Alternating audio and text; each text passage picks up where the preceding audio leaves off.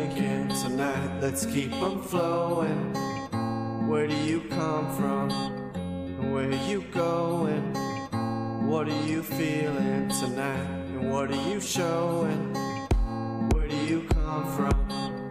Where do you come from? Where do you come from? Where do you come from? Where do you come from? Where are you going? What are you drinking tonight? Let's keep them flowing.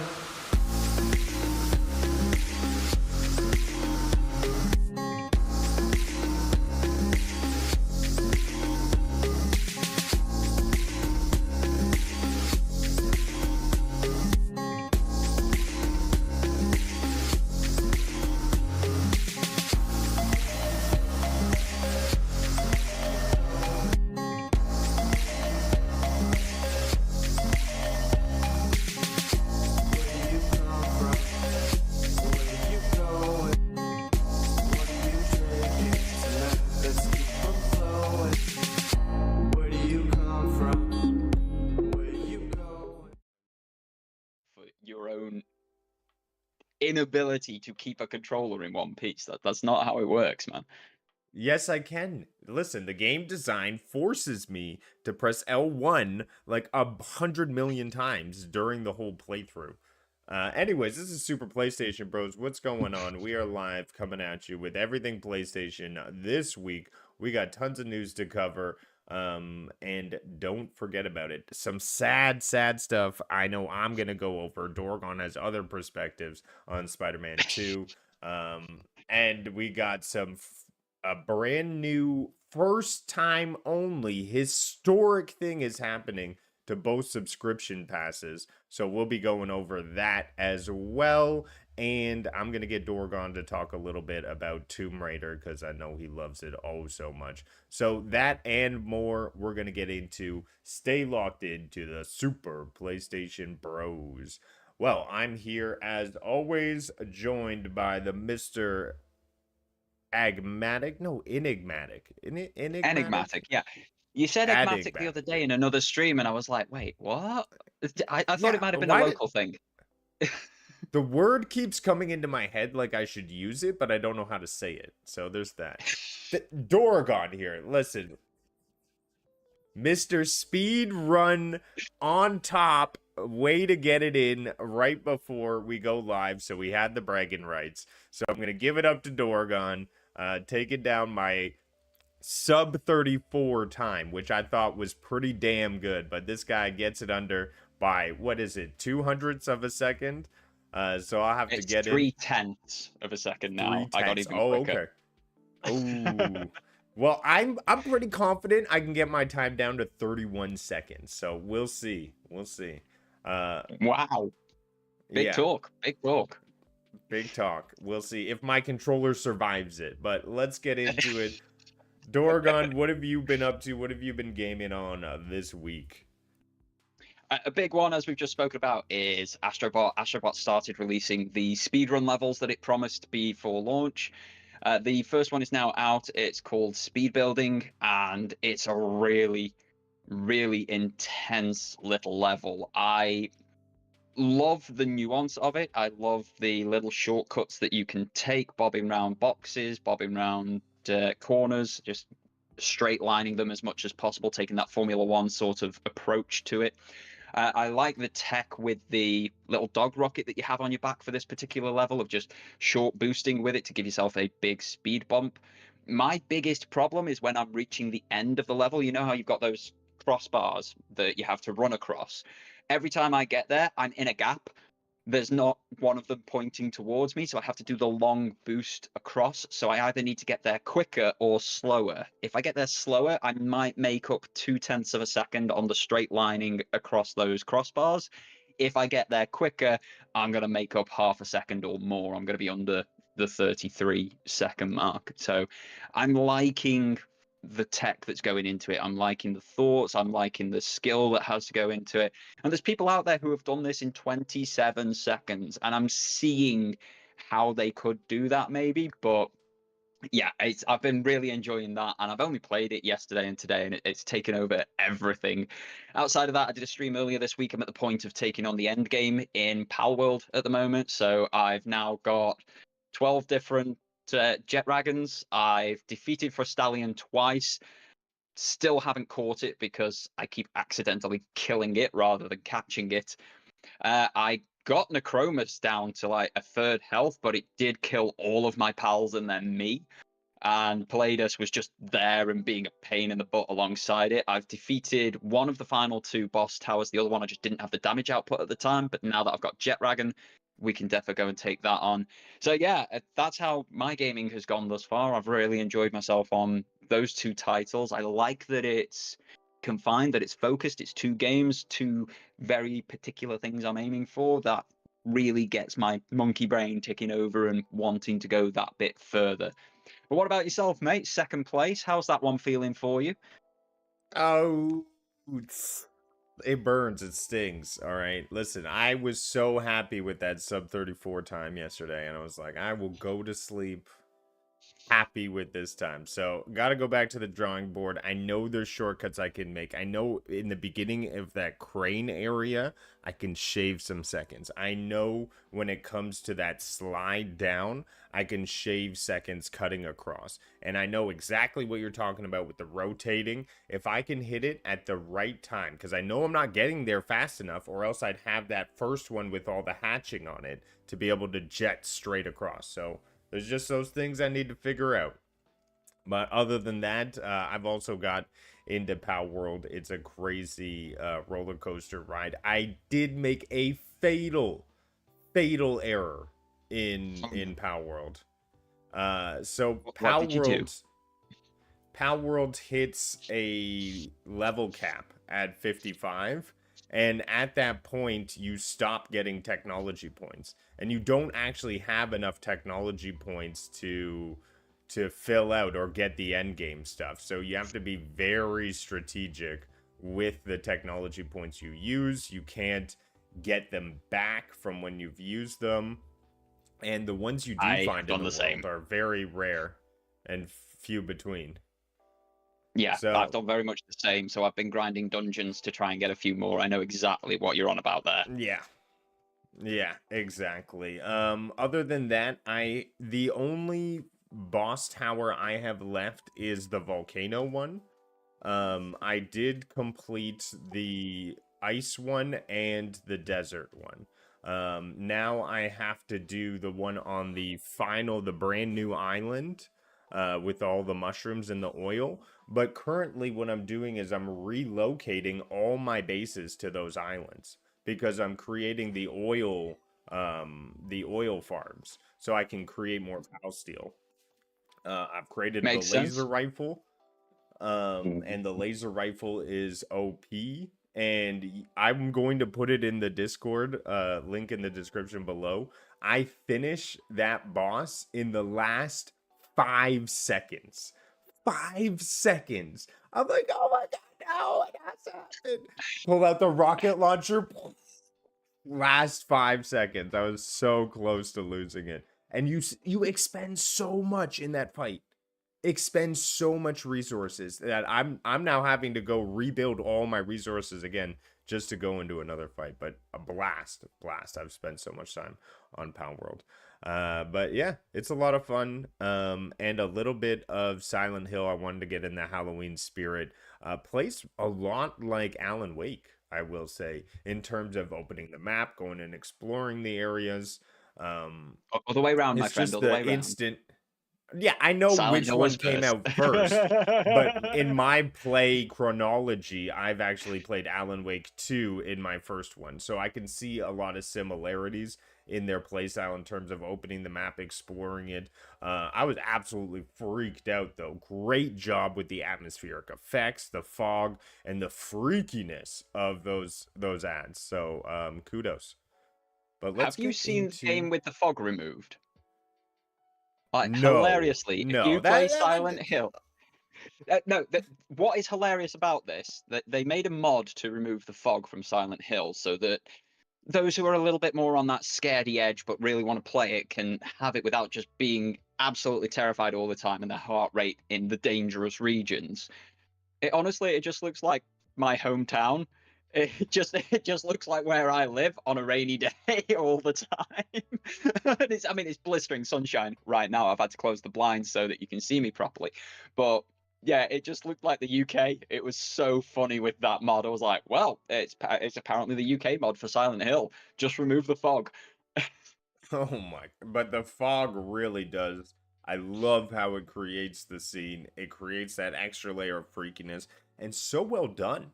I find that like moving through the fog, moving out of the fog must have been a design challenge, and I feel like they nailed it. Yeah, they really did. They nailed it Yeah. back in the day, and I imagine it's nailed just as well now because it's a one-to-one remake from what I've heard and seen, which is great. Yeah, it's freaky. It's freaky. Jeez. I never want to bump into one of those things. I was in one of those rooms and it just like came into the window. Like, I was like, and the sound you put on both your headphones with the 3D sound, oh, it adds so freaky. I turned off all the lights too. I didn't do myself any favors. No, no, not at all. Not at all. Well, let's get into it. Tons of gameplay, of course, from your PlayStation unofficial ambassadors.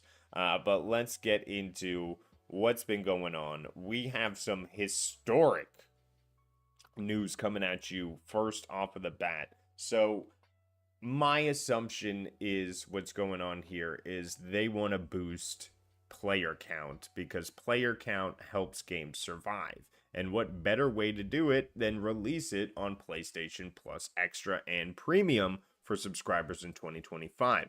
That's right, I'm talking about the Firebreak game coming from Remedy Entertainment.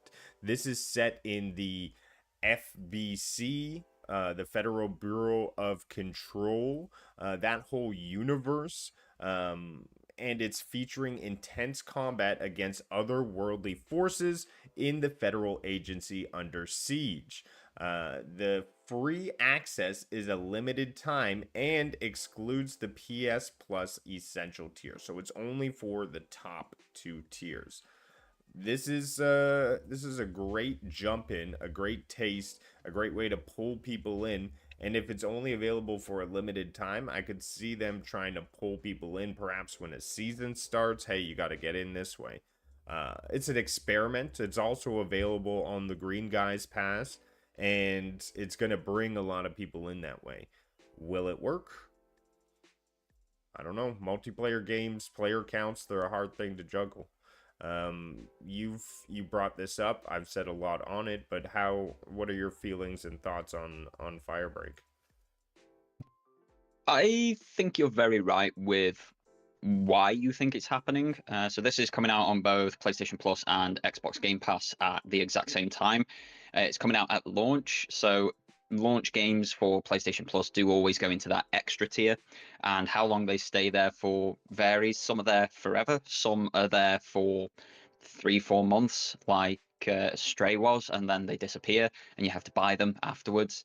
This is obviously a tactic to get people through the door to be playing the game for free because you've already paid the access fee for uh, the you've already paid the access fee for the subscription, so they then pay the money toward the developer and so on and so forth. If it's going to work, it has to be something special, this shooter. The setting is one that will entice a few people, but the Alan Wake universe and the Control universe, as great as those games are, they are not huge series. They are not selling millions upon millions upon millions of copies. They are ones that people have played on these subscription services 5-10 years after release, sort of thing. So yeah, it's I see what they're doing. They're trying to get people through the door. They're trying to get player counts up initially, and then hoping that people like it so much that they will then go and purchase the game when it disappears off these subscription services. But there is so much competition in multiplayer shooter spaces, in multiplayer team play spaces. It's very weird. I don't know if this game is going to have enough in terms of excellent gameplay, excellent mechanics, and excellent reasons to play. Like, remember Halo 3 back in the day, hitting level 50 unlocked that nice camo for you, the nice armor sets, but then you had to grind like so many prestiges to get certain colorways for them and such. So I have no idea if this is going to do them any good whatsoever, but I completely understand why it's going there. And hey, if it's inclusive of a subscription service you're already paying for, go ahead and try it. Like, where's the harm at that point, sort of thing. Well, it's ambitious. I could see it as sort of a Call of Duty Zombies the way I'm looking at it right now, but it's a third person. You know, if you have your own operator and you're able to upgrade and customize it, perhaps it could be something that could draw people in. Hey, I don't know. I don't know. I think it's an experiment that they're going to take. I see a lot of assets they've reused, for instance, from Control, from Alan Wake. So I think that's going to probably help them reduce a lot of this cost. I mean, the game looks like it takes place literally on the same map as Control. Yeah. But hey, I'm all for it. I love the universe, and the fact it's coming to a subscription, I'm definitely going to jump in and give it a shot. I think that's what most people are going to do. They're going to give it a shot because it's included in one of the subscriptions that they have. But whether people then buy it afterwards, and if it just falls off a cliff when it's no longer included in these subscriptions, that's the big question, isn't it? That it is. Well, let's jump into the next one, and a game that I know you're fond of. And it makes literally no sense to me. I don't know what's happening here, but we see now the Prince of Persia, the Lost Crown team, has been disbanded at Ubisoft. Ubisoft reportedly disbanded the development team for Prince of Persia, the Lost Crown after the game failed to meet internal expectations. What do these companies expect? What does Ubisoft expect it to do?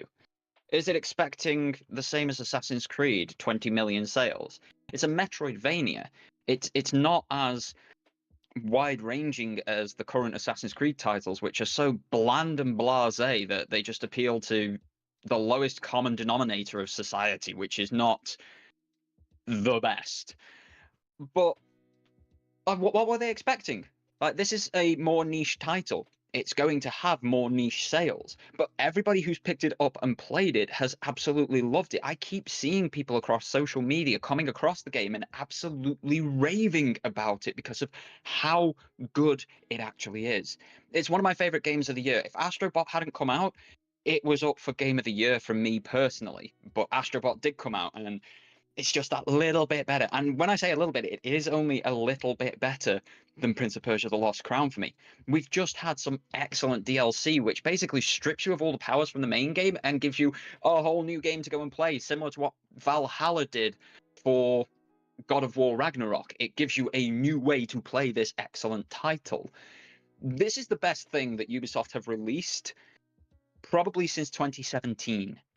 Like, that's how long Ubisoft have been in the doldrums. That's why they've got so many financial problems right now. And when they have got such extremely unrealistic expectations of their games, and they keep cancelling projects left and right, or not getting projects out the door, like the Sands of Time remake, Beyond Good and Evil 2, which was announced in like 2016 or something. Like, is it any surprise they've got the troubles that they've got? And when they then make games that are as generic and boring as Star Wars Outlaws, as Avatar Mists of Pandora, as Assassin's Creed Valhalla, as Far Cry 6, when all they're churning out is the same shovelware, essentially, and then they keep closing incredible development houses and development teams like the Prince of Persia Lost Crown team, it's unacceptable. How do you expect to do anything positive when you don't let the unique, interesting ideas breathe and grow? Ubisoft are a very disappointing company anyway. They have destroyed every franchise that they own that I absolutely adore, except the Prince of Persia.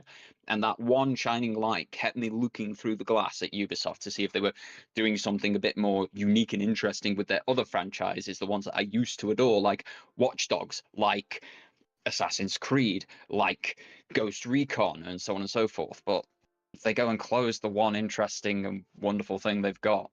Like, I've got no positive words to say about this one other than buy and play Prince of Persia: The Lost Crown. It's an exceptional title. A sequel was pitched, but ultimately rejected, and support for the game will conclude after DLC and cosmetics are released. Ubisoft's decision to not pursue another installment seems to be driven by concerns over cannibalizing long-term sales of the first game. So they project sales of this game to actually go over a long term, so people will kind of pick it up as they get introduced into the Prince of Persia saga. Hey, they should have done what Zelda did in terms of having two teams. One creates a 3D world of Prince of Persia that goes on a 6-year timeline, and one team creates a 2D Prince of Persia, and that goes on a 3-year timeline. And I really just think that companies need to take advantage of IPs, see what works in the real world, and just execute on that instead of abandoning things that obviously has cultural relevance. And that's what it is. Hire me for CEO at Ubisoft. You do a better job. Honestly, a trained monkey would do a better job than Yves Guillemot, let's be honest here. And I'd do slightly better than a trained monkey, or slightly worse. Yeah, exactly. So, positives. Well, let's jump into the kill zone, because Gorilla's not going to go there. Gorilla, you have heard social media, and you have to come out and say, listen, people, it's not happening. Listen, I know Concord wasn't it, but Killzone's not coming back.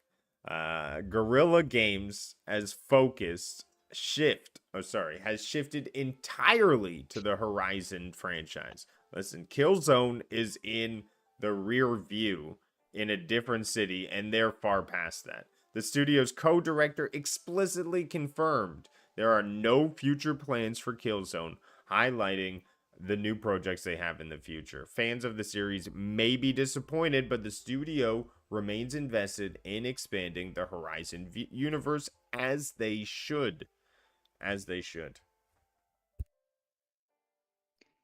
Yeah, it's kind of unsurprising. I don't know why this became such a news article, and I think it was, as you say, off the back of Concord and people saying, yo, Sony, you've got these amazing franchises. You've got Killzone, you've got Resistance, you've got the Uncharted multiplayer and factions and all this sort of stuff. Why are we not getting installments in these games if you want something a bit more multiplayer and live service? You've done it well in the past, sort of thing.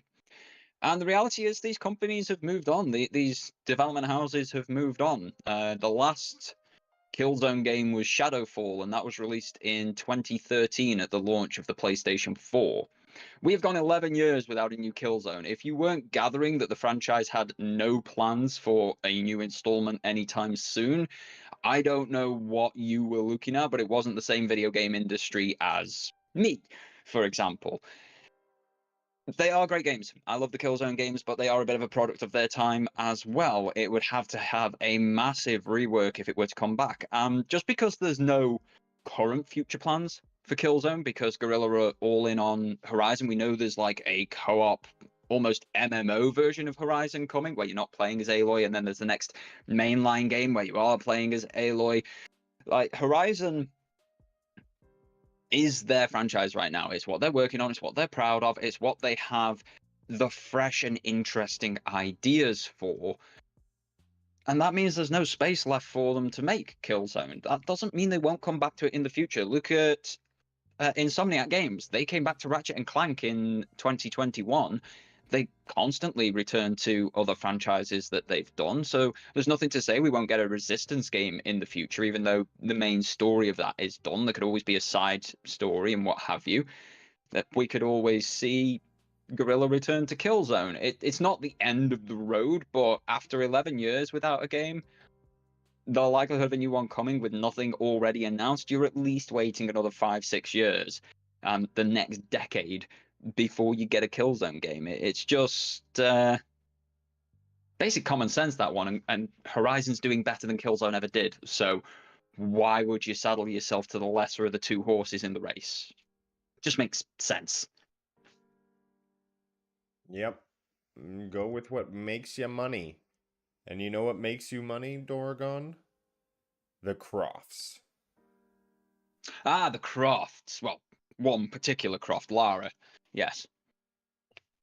Yes. UK sales chart, Lara Croft Remastered Trilogy is doing fantastic. It debuts at number 4 in the UK physical sales chart, surpassing EA Sports Soccer 25, which is pretty big move. I mean, for games that are remastered from the past time. So big shout out to Laura for doing it so well. Dorgon, were you one of these people, or are you waiting on purchasing it?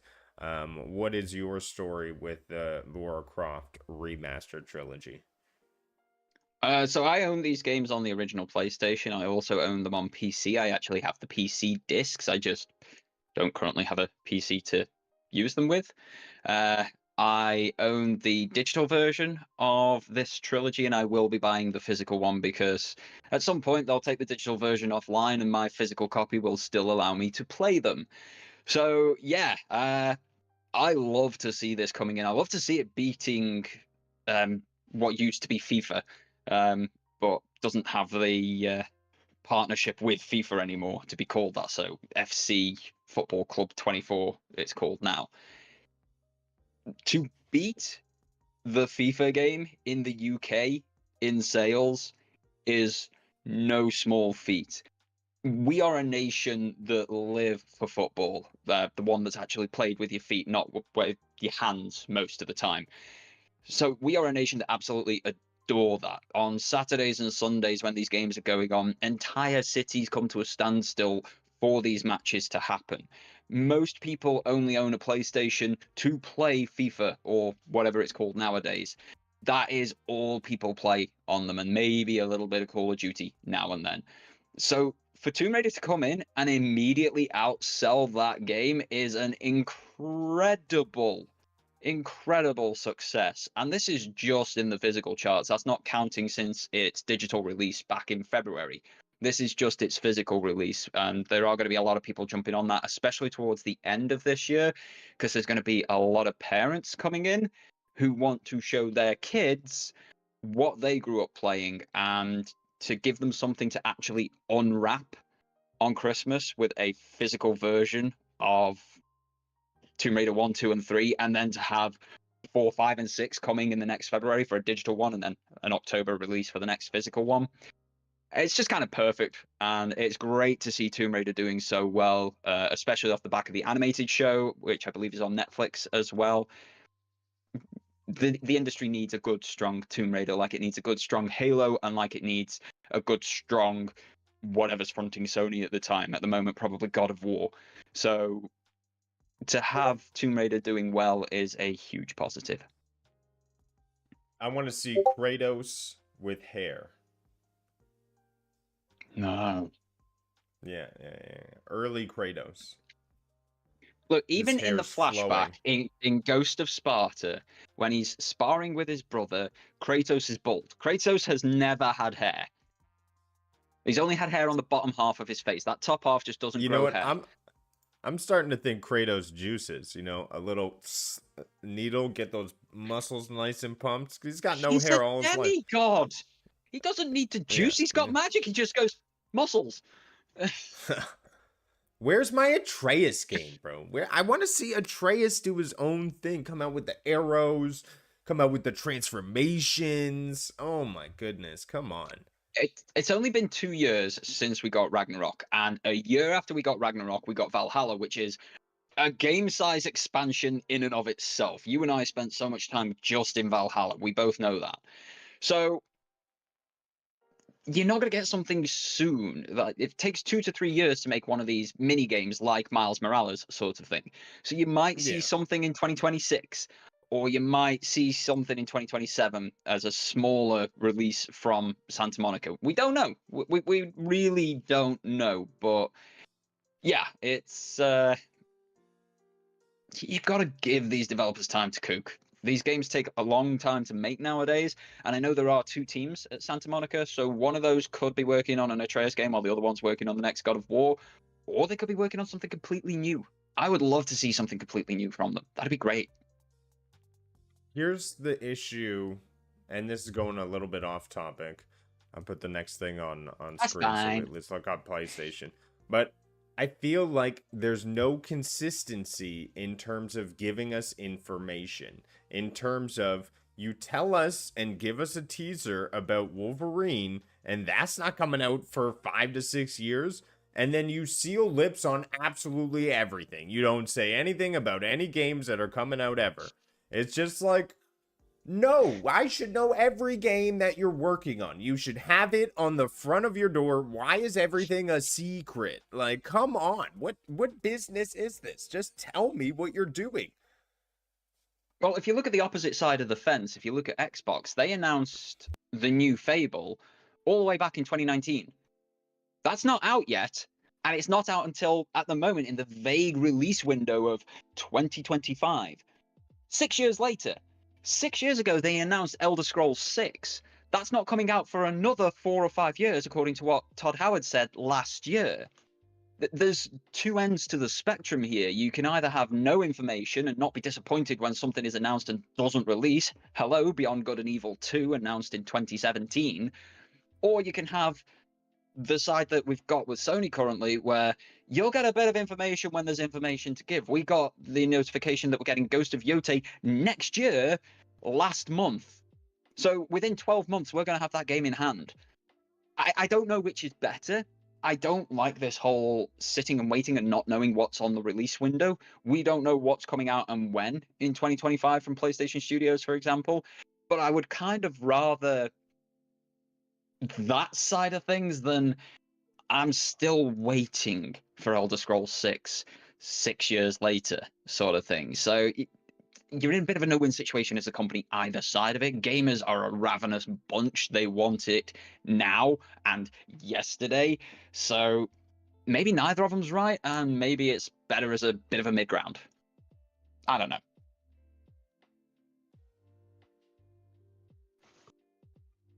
So, I won't get it my way. I understand. That's fine. But I don't want to know stuff for the next 5 years because things are I going to do. shift, things are going to change, and none of Then- it will come true. Then shift and change. I want to know what every single studio is working on and how much resources they have towards it. And when it changes, update it. Like a roster. I want to see my roster, my PlayStation roster, active, live, creating things for my entertainment, so I'm excited. Oh, what you know, that game is only 3 years away right now off predictions. Oh, there was a change. I want to be updated on the board. Like, I have to join Sony's board of directors or something to get this information. You see will it. not be able to join Sony's board of directors. You're too loose lips. They will not trust you with anything. Like, so you're getting this game in 10 years. Why, Rudix? Why? Why get you fired? And you know what will happen if I'm in charge? Nothing. You'll run the company into the ground. Our next story, Ape Escape 2. It appears to be the next PS2 classic, getting a native PS5 release based on its delisting from the PSN in certain regions. Similar delisting occurred with other titles like Siren before their PS5 releases. There are no official confirmations from PlayStation because they're not using the patented Rudig's console roster game system. But speculation suggests a free upgrade for owners of the PS4 version. So Ape Escape, they're on the loose, and you gotta catch them with a net. Yeah, I mean, it's already available to play on the PlayStation 4 version, which you can still play on PS5. It has been delisted in certain regions. I think it has been delisted here in the UK. What that means is it's just getting re-released on this new emulation that they've got for the PlayStation 5, which is a little bit faster, a little bit more stable, a little lot better than the PlayStation 4 PS2 emulation. So very glad to be seeing that one. And then it means more people can get it. Ape Escape 2 should have quite a bit of interest and eyes upon it after Astrobot and its success, especially with an entire Ape Escape level, and for it to come out with the new emulation setup and system, be compatible with that.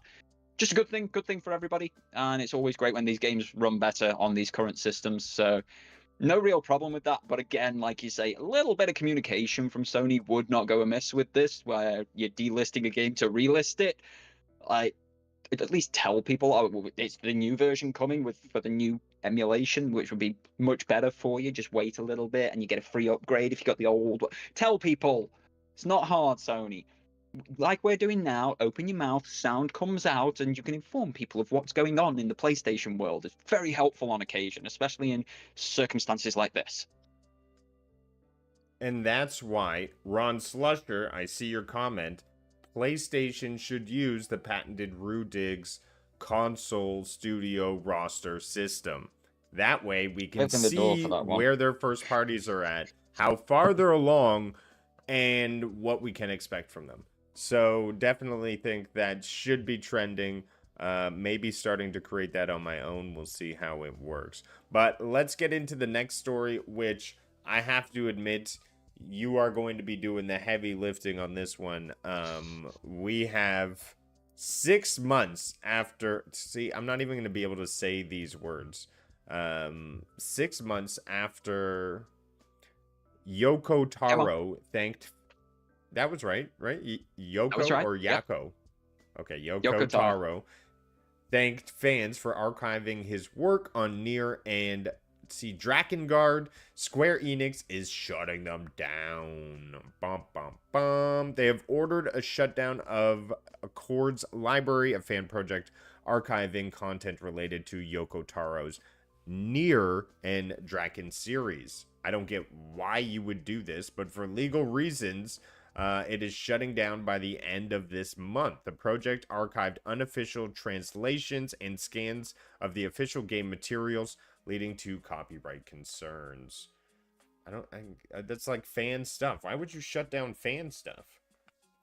Because Nintendo opened the door. Nintendo sued Pocket Pair last month on a patent infringement. A game that they said they wouldn't touch because there's no problems with copyright. They found another way to touch it because it's taking success away from Pokemon and showing how bad the Pokemon series currently is. What that has done is open the door for all of these other companies to say, well, if they're making money and making us look silly, we can find a way to shut them down. So Square Enix have done it with this particular fan project, which is just an archive, like a library, information, stuff that Square Enix themselves are basically deleting from the world that fans have rescued and saved. It's the same as the Ishtar Collective on YouTube and on the internet for the Destiny 2 stuff that's no longer in the game, no longer accessible. It's got cutscenes, it's got lore readings, it's got all these sorts of huge bits of information that are no longer in the game, archived on a fan website so that you can still access them as a fan. We've now got Sega suing somebody for patent infringement. They're suing it over 6 different patents. They're suing another game. This door that Nintendo opened last month by finding another way to screw over people doing things better than them. Oh, Square are evil with it. Sega are evil with it. Like, if you're going down Sega's doing it too.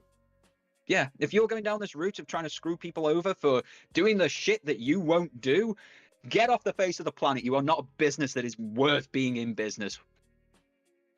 They're literally robbing a place called the Bank of Innovation. Sega is literally robbing The Bank of Innovation. They're seeking 1 billion yen in damages. What? That is the craziest headline. And here's the one for Sega for gacha mechanics. Are they going after bloody Genshin Impact next? Like, come on. This is all of it angers me because these are either gameplay mechanics or fans preserving the stuff that you won't preserve. Because 80% of this industry that we love is inaccessible to people today. 80% of it. What is wrong with these companies? They are so run by monetary greed. They forgot what humanity and entertainment and arts are. Just get out. Get out of business. You're not welcome anymore. Absolutely ridiculous state of the market. We're going to need somebody to put a sort of hammer down on this, or else we'll have Atari coming out and suing everyone for controllable lights on screens. So Probably. Gem is saying that EA have blocked Steam Deck access for some of their games. Fan bloody tastic. EA. Just They're aiming to get their falling down worst the hill. company title back, aren't they? But let's jump and swing with a web to no more content. What? More slap in the face. And this is why I need my Rudix patented PlayStation Console Studio roster. Because then I would have been able to know what was happening here. So we have an announcement coming from Insomniac Games. They have confirmed that they do not have any additional story content planned for Spider-Man Marvel 2, surprising many fans. This one. Anticipated expansions, especially given earlier hints at potential DLC. They want to focus on other projects because instead of DLC, Insomniac is directing resources towards a PC port. Fire no, they're and not. brimstone. They're not. Nixes are doing the PC port. Nixes are like the Sony in-house porting team. They will take the PlayStation games and make sure they work on PC with all of the fancy PC doodads. Why were you expecting DLC? Just to put this in perspective, in 2018, when we got the original Spider-Man, we knew that DLC was coming. There was a season pass announced with the announcement of the game. DLC has never been mentioned for Spider-Man 2. Did you just assume that because the last game got DLC that this one was going to get DLC? There were hints at potential DLC. There were talks about Venom standalone content or Venom DLC being added to it. I also felt like... Who spoke about those? Who spoke about those? Was it Insomniac at any point, or was it... 11 plus sources here.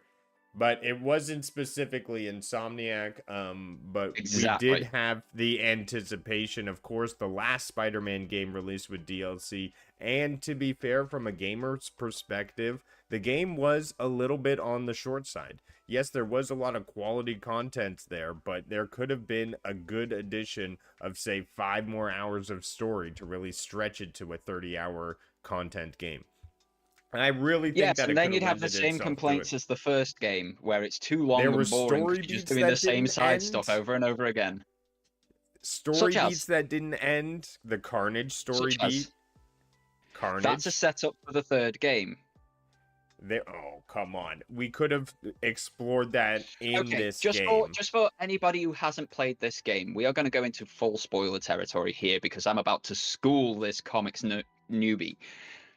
So if you don't want to hear this, mute and I will give you the thumbs up when you can come back in and turn the volume back up. So full spoiler territory for Spider-Man 2 moving forward for the next few minutes. So you are going to hit me with the fact that, oh, there were story beats not entertained, not seen in the Carnage story, in the Green Goblin story, in the Beetle story. The Beetle is a data mined thing from the back end that was cut content and part of actually the multiplayer game from the leak that we were meant to be getting, which has now been completely canned. The Carnage storyline is a setup for the next game. What they are aiming for is something from around the 800th edition of the Spider-Man comic. This was the end of Dan Slott's run, one of the best runs the comics has ever had, in my personal opinion. And it is where Norman Osborn, the Green Goblin, the psychomaniac himself, got hold of the Carnage symbiote, and you got the Red Goblin. So it was with all the strength and power of the Green Goblin himself, with the maniacal twistedness of Carnage, all with the symbiote power up, which the child of a symbiote is stronger than the original symbiote anyway, so it's much stronger than Venom. That was an incredible storyline. Because we are in a situation where in Spider-Man 2, Venom attached to Harry. Harry is now in a coma state because he has been completely defeated. The Venom symbiote has been anti-venomed by Peter's costume at the end of that game, with his antibodies turning the partnered genes into the anti-venom suit. The next game is going to be focusing on Norman Osborn's revenge. He is going to become the Green Goblin. He is going to get that Carnage symbiote from Cletus Cassidy. So you are going to have Carnage in there, but then Norman Osborn is going to get that symbiote, and you are going to have to fight the Red Goblin. There is no story that needs to be wrapped up there within the DLC. That is something that is for the next game. And if you remember the DLC from the first game, it added nothing, and it wasn't even spoken about in this release anyhow, or in Miles Morales. It has had no impact on the wider story of the universe. It's not needed. It's kind of pointless, and it would be a waste of resources and mean you're waiting longer for the next installment of the franchise. I would much rather them just focus on that. Do you have anything to add before I let people know they can come back in? Just that they can come back in, but there was DLC announced, or leaked out by Insomniac in April. Leaked. That was internal documents. That was nothing Beetle, actually said by Insomniac. Beetle that's just was a cliffhanger. wanting. The Beetle storyline was a cliffhanger in one of the side stories, Beetle as didn't well exist. as The Beetle wasn't the Great there. Web, the Spider-Verse DLC, which was shown to a lot of people. So there was excitement. There was a lot of reason to expect DLC. And this is where I want to... so people can come back now if they're waiting out for the spoilers. But this is where I wanted to say that before a game releases, or when a game releases, they should honestly set expectations. This is why I say the PlayStation console, they should definitely say, hey, we are going to be releasing DLC for this game. And that way, as a purchaser of... Did Insomniac say that? Or did you cotton on to rumors and leaks, which were nothing official? They like said so nothing. Many other people? They said nothing. Exactly. So when they released the game, they didn't say this is it. This is Gold Edition. There is no more content. They said this is the game. There may be more stuff they introduced. When they release a game, they release a game. Right? That's the finished product at that point. Unless they say anything otherwise, or there'll be DLC at some point, that is the product you are purchasing and getting. To think otherwise, and what I'm is saying just dumb. No, you have your opinion. Let me finish mine. So what I'm saying is that as a purchaser of content, I feel that I should be informed whether or not more content and more playable features are coming to the game that I am receiving. If I'm going to spend money, I should be told up front that there is no more content coming out for this game. I would be fine with that. I don't want it to be a mystery on every single game I purchase. And that's the case and the state that we are in right now. When you purchase a game, you don't know whether it's going to get DLC or more content. You don't know it. And so I think that as a consumer spending money... As a consumer spending money, they should tell me. I should know what I'm buying. They've given you a finished product. You don't go to the bloody store and buy a bag of chips and think, oh, am I going to get more chips at the bottom of this for more money? It's just idiocy. Like, you are purchasing a finished product, or hopefully a finished product. Like, we know video games come out in stupidly broken states. But you are purchasing a finished product. What you are purchasing at that point of purchase is that product. When I purchased Spider-Man 2, I was buying Spider-Man 2. I wasn't buying the DLC. I wasn't buying an unannounced, unknown season pass that Insomniac have literally never said anything about. It is industry insiders, hackers, and leakers who've told you this is coming. Insomniac have never said it. Never. They told you, buy Spider-Man 2, this is Spider-Man 2. That's all that they have said. Anybody saying anything else has inputted their own wants onto the company, onto the situation, and now they're disappointed that they haven't got what they want. It is childish BS at its finest. I want this, I'm not getting this, I'm upset. Go back to your pram and start sucking on your dummy, you I think you're morons.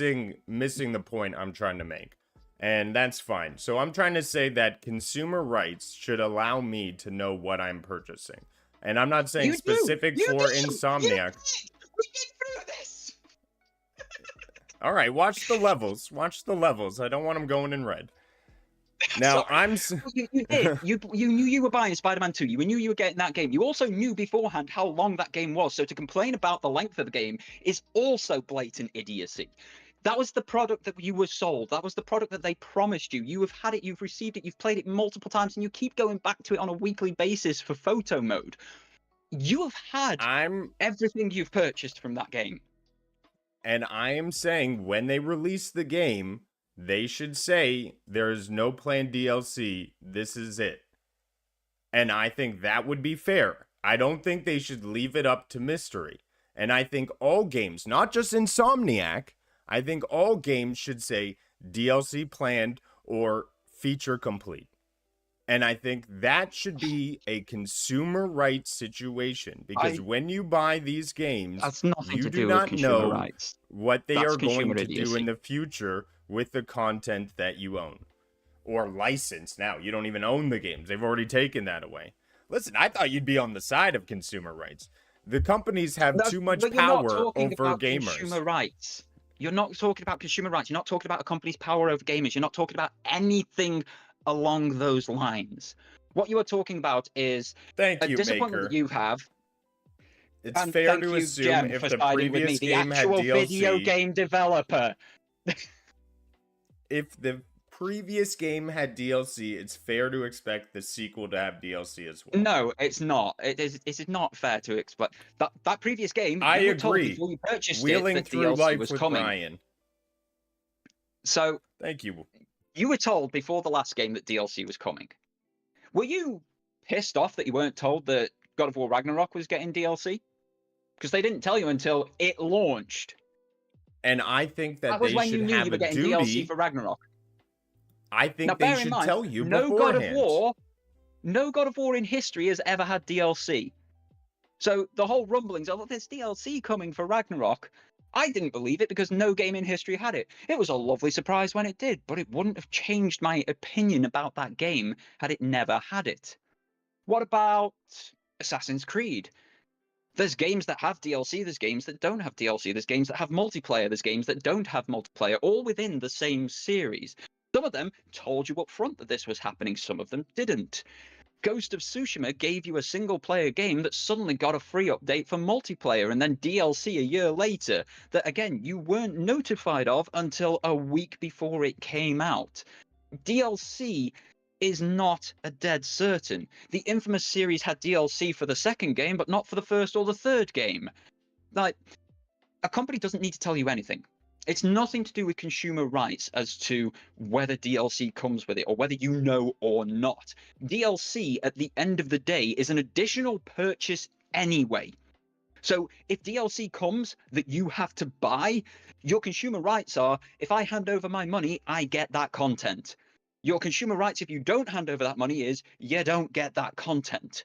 There's no DLC coming for Spider-Man. You're not handing over any money. You're not getting any content. It's nothing to do with consumer rights. They're just not making it. You don't need to know that. The same as you don't need to know whether the news is running at 6 o'clock tonight or whether The Witcher Season 7 was ever actually going to happen, despite what some rumblings from industry insiders and the amount of novels have said. You can't expect every single game to come with war and peace as to what you will get with it. Otherwise, what's the point of buying and enjoying the piece of art? Well, I think we can agree to disagree. If you think the companies and industries should have power over what and when they release content after the Yes, fact. it's That's literally your their thing. job. And my thing is that I think more clarity is better for all. I think more clarity before I purchase something so I know is better for me. And that's how I feel as a consumer. I feel like them But you wouldn't holding read it back anyway. as a maybe not. We might. There was leaks here, but we're not going to say anything. We released DLC before. No. You Why are you tell me trusting off the leaks? Leaks beginning. is stolen information. Why does it come out a year after that there's no DLC? Tell me when the game is going to be released that there's Because no people DLC. like you And are that's moaning about it. They've where I literally want clarity. they've literally been attacked. They have had death threats thrown at them because there isn't DLC for this game. How sad do people have to be to get to that point where a company literally has to come out and say, look, you're not getting DLC, stop threatening our staff? That's the only reason this has happened. They didn't need to tell you Yes. anything. So for protection of the companies, I think there should be a standard moving forward where consumers are told exactly what they're going to get before they make the purchase. And that will be the final thing I say. It should be, because it's stupid. Like you're touting on about Doricon. consumer rights, but you're That's the guy not how who you likes... end. That's not how you end an argument. You say, I agree to disagree. That is the civil thing to do here. I to get don't on agree and to move disagree. You are just blatantly incorrect on this one. And this is why Brexit occurs. Because they Hey, put their feet in the ground and everyone else is wrong. No, I did not vote for Brexit. That is the worst thing to happen to this country. How dare you? All right, well, let's put on your helmet and talk about some VR. Vendetta Forever is a puzzle shooter launching on October 14th, 24th, for PS VR 2, featuring a new gameplay mechanic called low kill motion that enhances movement and combat dynamics. The game utilizes PSVR 2's adaptive triggers and haptic feedback to provide immersive weapon handling and environmental interactions. Players can expect over 60 unique scenes and a variety of weapons, and a 10% pre-order discount for PlayStation Plus members. So, brand new PS VR 2 game coming out. Typically doesn't happen all too often, so you love to see it. Another reason to put on the helmet, and they're giving you a little discount if you get it on the pre-order. What are your thoughts about Vendetta? Did they send this to you to test it out, or first time you're hearing about this one? This is my first time hearing about this particular game. It looks interesting from the article that you've got up here that we've got from the blog. I love that it's using the haptics. I love that it's using the adaptive triggers. We get a lot of PSVR 2 games releasing. We get a lot more than anybody gives the headset credit for. But this one is one that's kind of feels almost built for the system.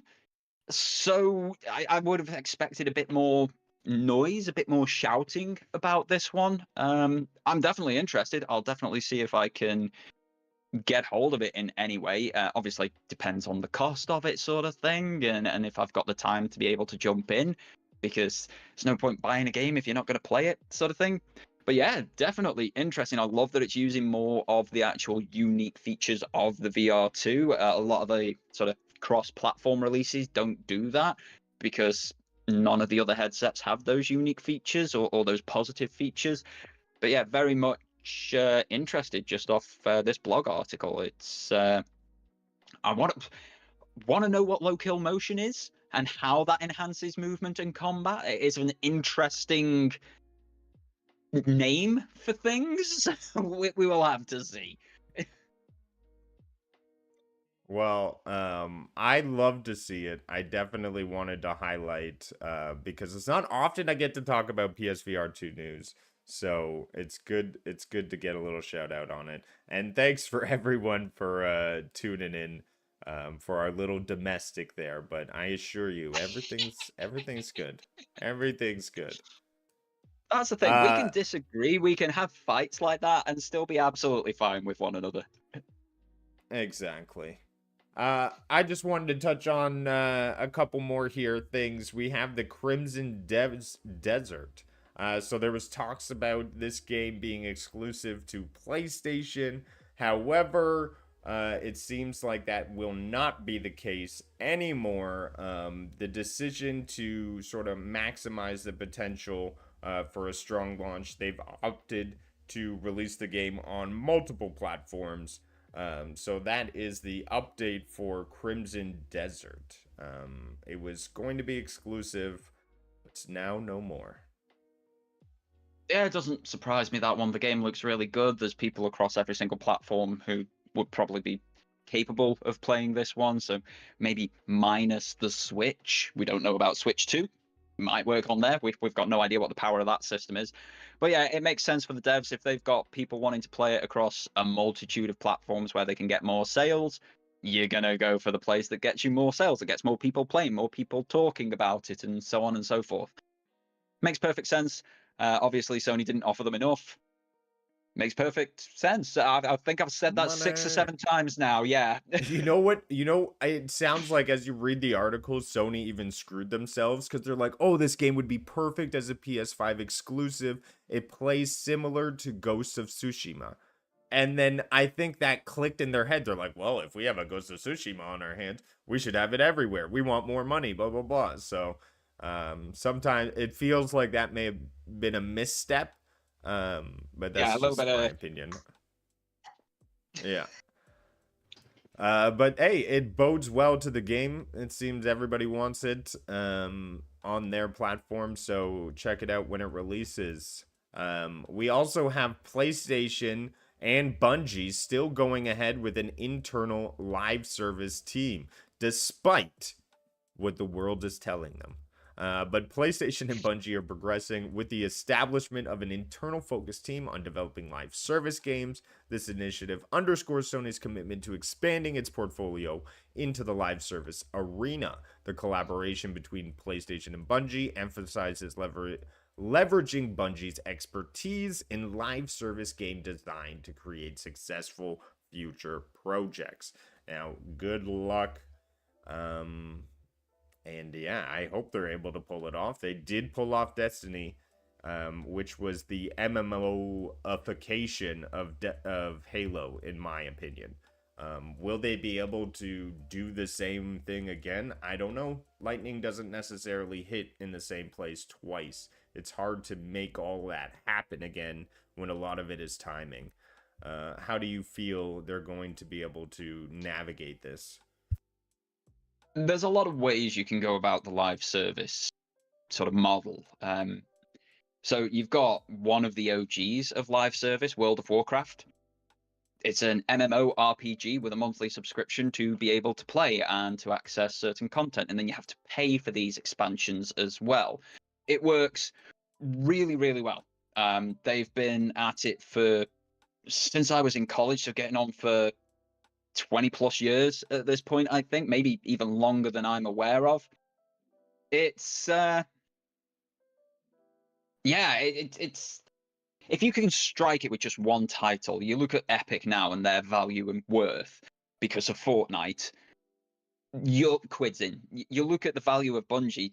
They were a $3 billion company when Sony bought them. They were not that when they left Microsoft. They were not that when they left Activision. That was their work on Destiny 2, improving the formula, improving the content, the amount of content, the quality of the content, the consistency of the content. You look at EA and their value because of Apex Legends from Respawn Entertainment. These are the guys who gave us Titanfall, and then they essentially took all of that incredible freedom of movement and gunplay and threw it in a multiplayer battle royale. You only need one of these things to strike, and suddenly you're onto a winner, and that can maintain much of the rest of your portfolio because you've got the money flowing in from that one live service option. Destiny is in a weird spot at the moment because it's finished its 10-year Light and Dark saga. So whilst they're sort of revving the engines up and starting this new storytelling saga, it's going to be interesting to see how well Destiny goes in the future. But they've given you a 10-year game with a 10-year story. You could easily have made Palworld a live service game. It can be a single player experience, but there can be constant updates to that game over the course of 5-10 years to keep it all coming, keep players coming back, keep monetary investment going. There's a lot of different ways that you can approach this whole live service idea. Essentially, a game that is constantly updated for an elongated period of time. And Sony want one of them to hit. Obviously, Concord didn't manage that one. There wasn't much overview that Bungie could do on Concord before it was launched. That was brought in before their time, sort of thing, by Herman Hulst. Fair Games could do it. It could. We had Payday 3 recently, and Payday 3 failed miserably. If Fair Games does the Payday formula better and easily accessible, say for PS Plus premium subscribers, they get it for free. PS Extras get a discount or something, and they speak highly of it. Other people will go out and purchase it. It only needs one. Only needs one to hit to help out. But it's whether the investment is worth it and whether you're actually going to have the one that hits. Well, best of luck to them. I do hope they hit it. Because, you know, that's my team. That's my roster. Although, see, here, you'd have Bungie update. Working on live service game on internal team. And that would be updated on the roster. Anyways, work in progress. We have our final one I wanted to talk about. Naughty Dog's next game will reportedly put more of a focus on player freedom. Naughty Dog's upcoming game is set to prioritize player freedom, allowing for more open-ended exploration and choices. This shift aims to create a more immersive experience, enabling players to engage with the world and the story in a variety of ways.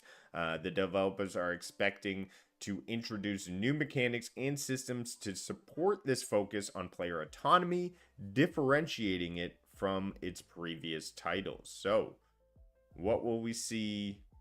How will it work? Open world, bit of a risk. We've seen that play out in a lot of games recently. Will it be able to hit as strong as The Last of Us? I hope so. How do you feel about Naughty Dog's capabilities? We've seen them go for this freedom of exploration in the Uncharted series. You had Uncharted The Lost Legacy, where you played as Chloe Fraser rather than Nathan Drake. And that was an absolutely brilliant game. The bulk, the main body of that title was in this open world area, I suppose you'd call it. But it felt open world, but it didn't feel open world. It felt that you could tackle it as you fancied, because you were racing against these other people within this map space to acquire the treasure that you needed to acquire. And then you had linear bits before it, linear bits after it. It brought the whole, let's give them a more freedom of exploration idea and experience into the Uncharted world really well, when it had just been linear previously. We know Naughty Dog are capable of taking their expertise and applying it to something new. These are the guys who gave us Crash Bandicoot back in the day. You would never have expected, looking at Crash Bandicoot, that they would then give us The Last of Us Part 2. They are polar opposites in terms of content, in terms of demeanor, in terms of mindset, and yet they did it. And they did that after Uncharted, which was this light-hearted, mass murdering, treasure hunting romp sort of thing. So, yeah, I don't see any issues with this. I know the quality of Naughty Dog. My big issue is we are halfway through the PlayStation 5 generation, and we have not had a game from Naughty Dog other than their remasters and remakes. So I want to see something new from them, and I want it to be as soon as possible, ideally. If it's as good as their other stuff, I'm going to enjoy it. Yes, you can almost say, like, this studio has been quite the Naughty Dog. Hold for applause. I think that's just getting dad joke groans, that one. I'm not sure there's applause coming. Well, that's all I had for today's exciting week in PlayStation. Thank you for coming in and hanging out with us as we talked everything PlayStation this week and a little bit more. Some spiciness in there. Canada versus the UK. But what's going on, Doragon? Where can people find you? What are you going to be up to? Links in the description below to both of our channels, the Discord where the PS Bros chat and hang out, and we're posting Astrobot times, so get in the competition. Phoenix, looking at you, I see a lot of talk but no numbers. But yeah, what's going on? Where can people find you? What's up?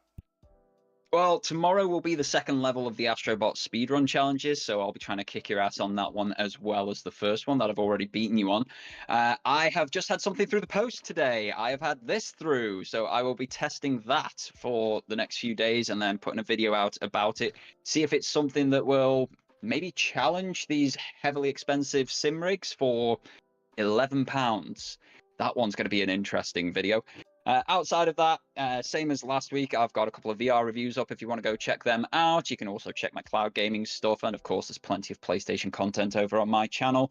I've been live streaming this week as well because I'm not at work, and I hope that I will be able to get another live stream out for you guys on Friday at some point, probably 2 p.m. UK time, so 9 a.m. Eastern. What about yourself, though, mate? Are we seeing you with the family tonight for more family game night and Fortnite? Family game night on the Wednesdays. You can catch us this evening at 10 p.m. Playing some Fortnite, so that'll be a lot of fun. And then more, we got the download on Friday, Cloud&Console on Sunday. Just having some good old fun. And then on Tuesdays, we're starting something new. Get into the Among Us fun. So be sure to check us out on that channel. We have tons of people coming out, hanging out, gaslighting, and just, oh my, I smiled ear to ear for an hour last night. So much fun. So come hang out. It's a riot. Other than that, this has been Super PlayStation Bros this week. Thank you for tuning in, and we'll see you next week at the same time with more PlayStation greatness. Take care, everyone. I now need to, according to chat, kiss and make up with you, so. Bye, guys!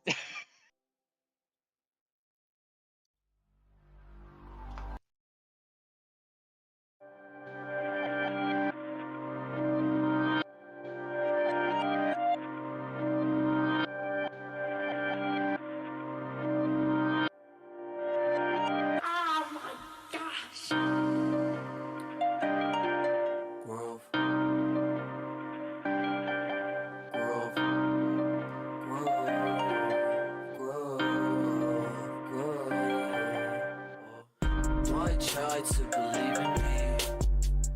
Why try do I even need to? I die with the season leaves.